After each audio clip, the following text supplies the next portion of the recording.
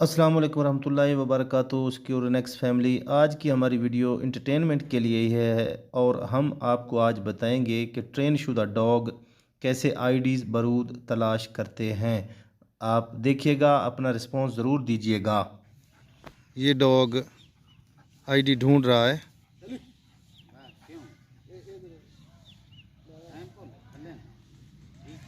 इसने आईडी ढूंढनी है और ये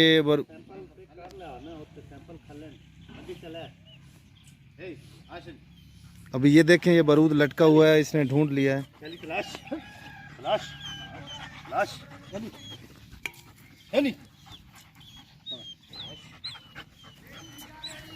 और ये बिल्कुल नज़दीक है।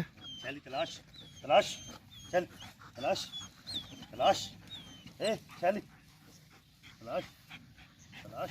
और इसने ढूंढ लिया है, देखें एक दफ़ा।